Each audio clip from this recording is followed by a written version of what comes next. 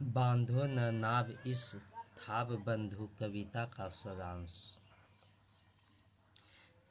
प्रस्तुत कविता बांधो न नाव इस थाव बंधु सूर्यकांत त्रिपाठी निराला जी का प्रेम गीत है। इस कविता में कहते हैं कि प्रस्तुत कविता बांधो न नाव इस थाव बंधु सूर्यकांत त्रिपाठी निराला जी का प्रेम गीत है। प्रस्तुत कविता में कवि ने अपने अज्ञात प्रेम को प्रस्फुट किया है। निराला जी ने अपने अभिव्यक्त प्रेम को इस गीत के माध्यम से अभिव्यक्ति प्रदान करने का प्रयत्न किया है। अपने निश्चल और निर्मल प्रेम को हालांकि वो स्वर नहीं दे पाए, उसे उन्होंने अपने हृदय की गहराइयों में छिपाकर ही रखा। लेकिन प्रेम की जितनी मौन भी भाषा प्रिय है, उतनी ही उसे मुखरता प्रिय है।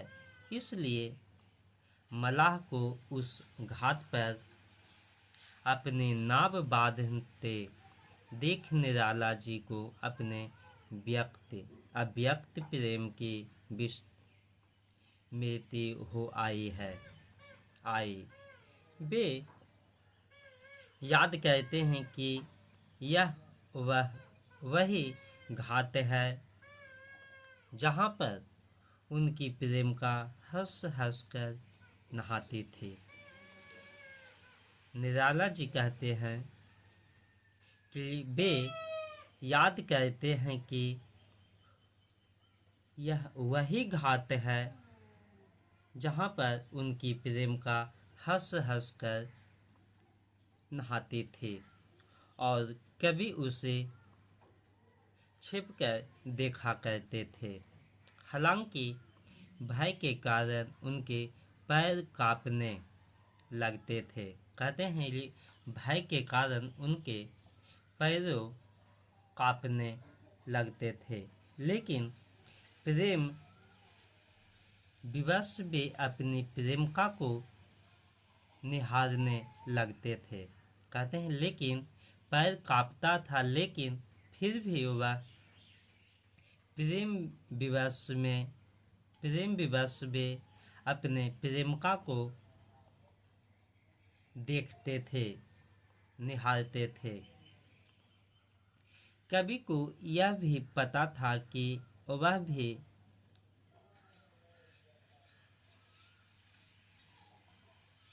संभवतः उनसे प्रेम करती है, क्योंकि अपने सवालों के जवाब उन्हें अपनी प्रेमिका की हंसी में मिल जाते थे। अतः उस बात को याद करते हुए कवि मलाह को उस घाट पर नाव न बांधने के लिए कहते थे। कहते हैं कि याद करते हुए कवि मलाह को उस घाट पर नाव न बांधने के लिए कहते थे। मलाह को कहते थे कि इस घाट पे नाव को तुम नहीं बांधो, क्योंकि यह घाट वही है जिस पर उनकी प्रेमिका स्नान करने के लिए आती थी। मलाह को इसलिए वहाँ पे घाट पे नाव को नहीं बांधने के लिए कहते थे कि उनका प्रेमिका उस घाट पर नहाने आती थी, स्नान करने आती थी। वे उस स्थान की यादों को अपने दिल में सजाए हुए हैं। कहते हैं लेखक उस यादों को अपने दिल में सजाए हुए उस स्थान को हैं वह स्थान उनके लिए बहुत महत्व रहता था। संभवतः इसलिए कवि निराला मलाह को उस स्थान पर अपने नाव बांधने से मना कहते हैं कवि इसलिए उस मलाह को उस घाट पे नाव बांधने से मना कहते थे कि उनका प्रेम का उस स्थान पर आकर अपने स्नान ध्यान करते थे। इसलिए मलाह को मना कहते थे कि इस घाट पे आप अपना नाव को न बांधें। कविता स्त्री के प्रति समाज की रूढ़िवादी विचारधारा को भी प्रदर्शित करती है। पुरुष प्रधान समाज में स्त्री को गूंगा बहरा बना दिया जाता है।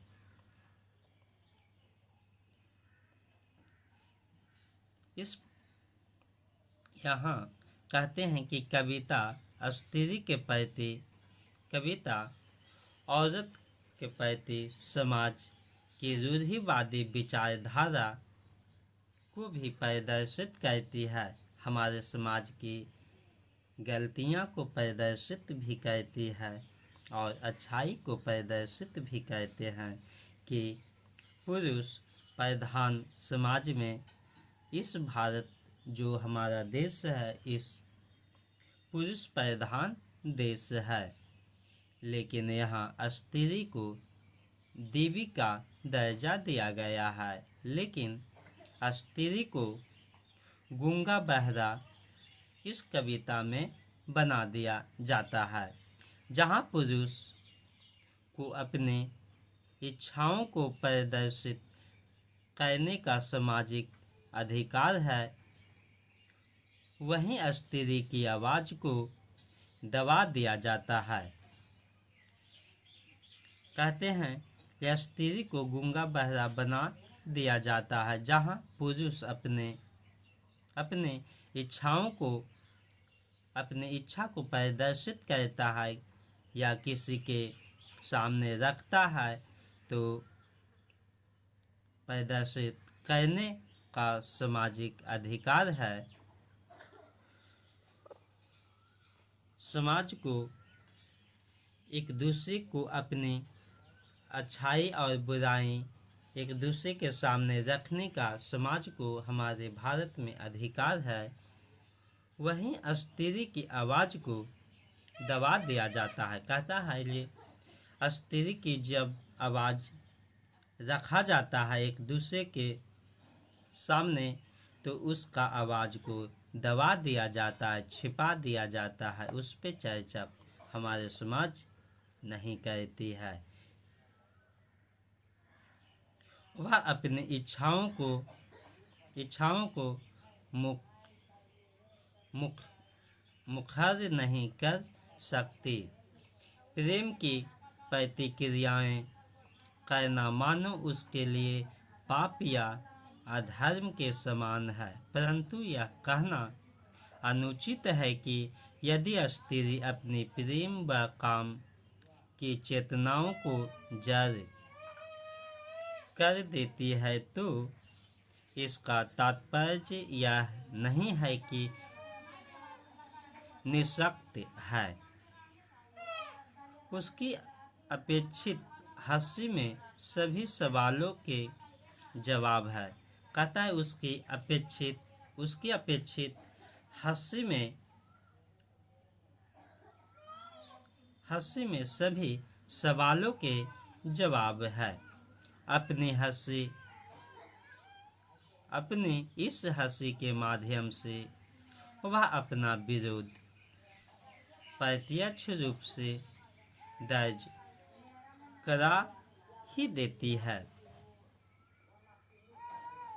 वह हंसी बहुत कुछ कहती थी, फिर भी अपने में रहती थी, सबकी सुनती थी, सहती थी, देती भी सबसे दाब बंधु।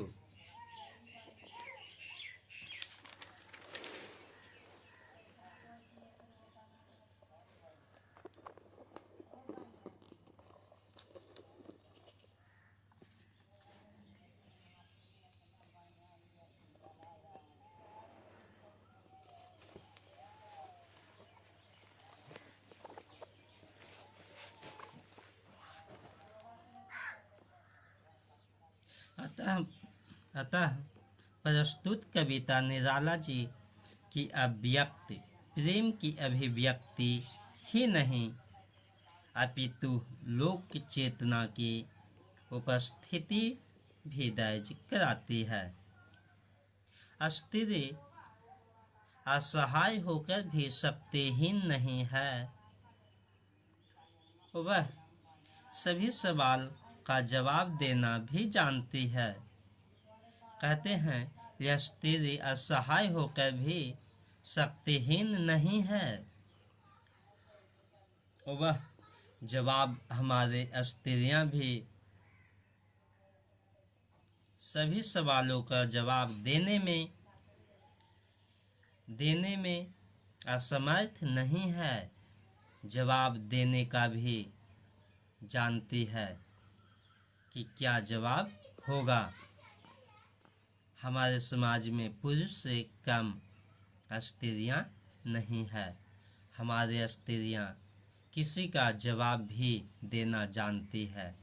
कविता में स्त्री की उस शक्ति का परिचय पुरुष प्रधान समाज को कराया गया है।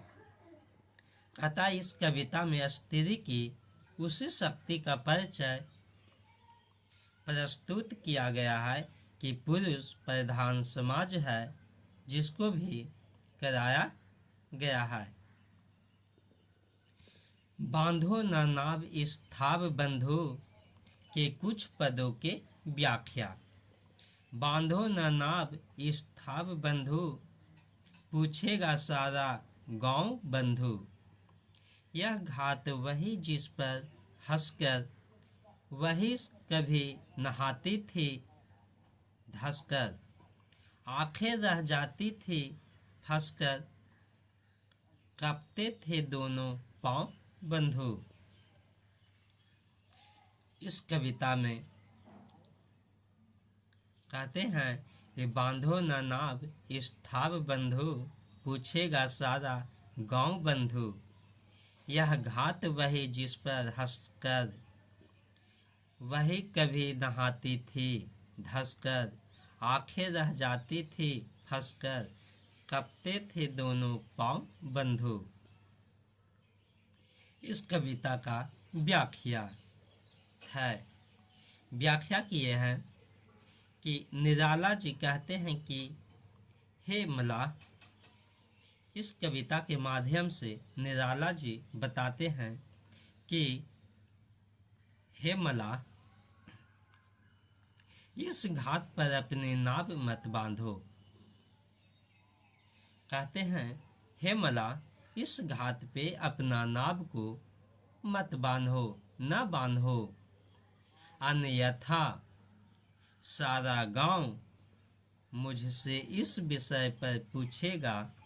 तात्पर्य यह कि कभी कभी अपने अज्ञात प्रेम की विस्मृति करते हुए मलाह को उस स्थान पर नाव बांधने के लिए मना कर रहे हैं। कहते हैं कि मुझे इस विषय पर पूछेगा सारा गांव। तात्पर्य यह कि कभी अपने अज्ञात प्रेम की विस्मृति करते हुए मलाह को उस स्थान पर नाव बांधने के लिए मना कहते हैं कि इस जगह पे नाव नहीं बांधो जहां उनकी प्रेम का प्रतिदिन आया करती है। कहते हैं कि लेखक कहते हैं कि उनकी प्रेम का प्रतिदिन उस जगह पर आती है, नहाती है, रुकती है। कभी कहते हैं कि अरे भाई यह घाट वही घाट है जहां वह नायिका हंसती हुई नहाया करती थी। कहते हैं कि अरे भाई यह घाट वही है जहां पर प्रेम का नायिका हंसती हुई नहाया करती थी और उनकी सुंदरता को देखकर मेरी आंखें उनके प्रेम में फंस से जाती थी, अर्थात मैं उसकी सुंदरता को केवल निहारता ही रह जाता था। कहते हैं कि उनकी सुंदरता को हमने सिर्फ निहारता रह जाता था। हालांकि इस भय से कि कोई मुझे देख न ले, मेरी टांगें थर थर कांपती रहती थी। कहते हैं कि हालांकि इस भय से हमारा जो पैर है, टांगे हैं, वह कांपती थी कि कोई न हमें देख ले।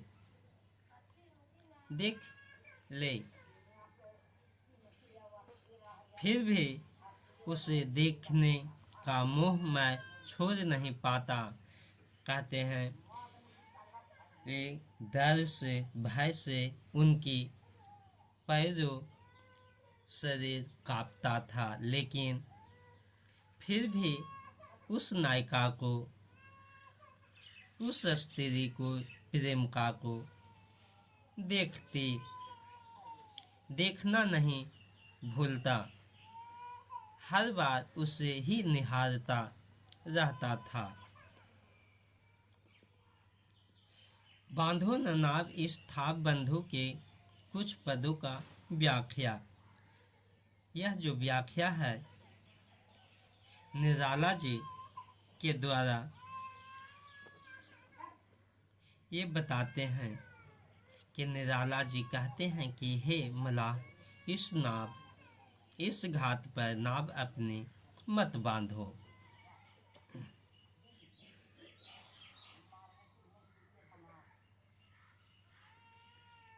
वह हंसी बहुत कुछ कहती थी, फिर भी अपने में रहती थी।